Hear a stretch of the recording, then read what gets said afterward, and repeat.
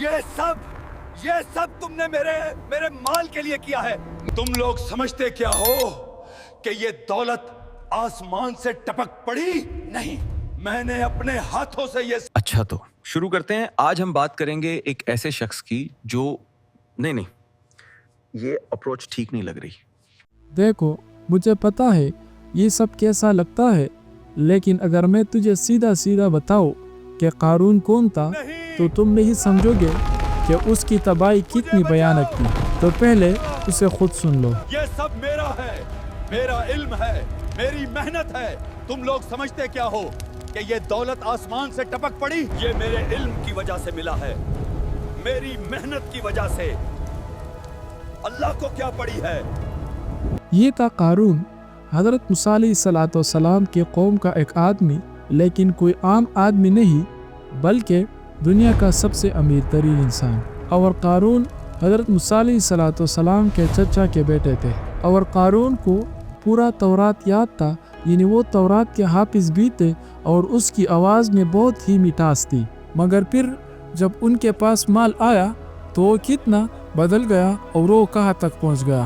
قرآن پاک میں اللہ تعالیٰ فرماتے ہیں، ہم نے اسے اتنے خزانے دیے کہ ان کی چابیاں اٹھانے سے طاقتور لوگوں کی جماعت تک جاتی تھی.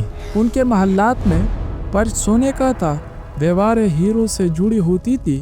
جب وہ باہر نکلتا تو ان کے ساتھ سینکڑوں محافظ ہوتے. ان کے لباس اتنے قیمتی کہ ایک آدمی کی پوری زندگی کی کمائی بھی اس کے ایک جوتے کی قیمت نہیں تھی. اور کچھ لوگ کہتے، کاش ہمیں بھی قارون جیسی دولت ملتی، وہ کتنا خوش نصیب ہے.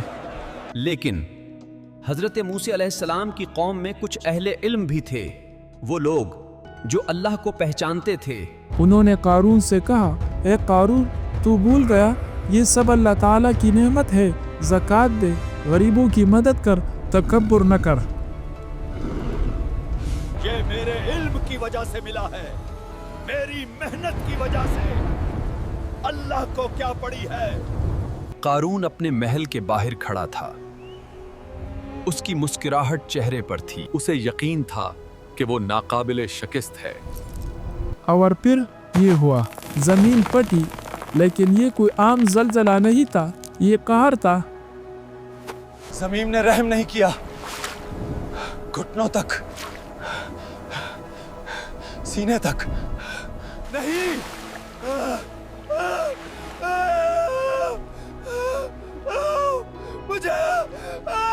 اگلے دن وہی لوگ جو کل قارون کی دولت کے خواہش مند تھے اسی جگہ کھڑے تھے.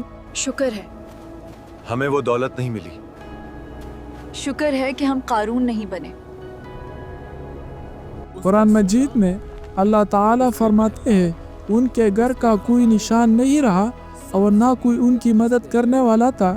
اس نے کہا تھا، یہ میرے علم سے ملا ہے، لیکن وہ بھول گیا کہ اس کا علم، اس کی طاقت، اس کی سانس، یہ سب اللہ تعالیٰ کی دین تھی. تفاسیر میں آتا ہے کہ قارون جب زمین میں دس رہا تھا، اے موسیٰ، یہ سب تم نے میرے مال کے لیے کیا ہے. حضرت موسیٰ علیہ السلام نے حکم دیا کہ ان کی مال، ان کا جائیداد سب کچھ لے آؤ، اور وہ قارون کے سر پر رکھ دیا. اور قارون اپنے مال اور اپنی سب چیزوں کے ساتھ زمین میں دس گیا.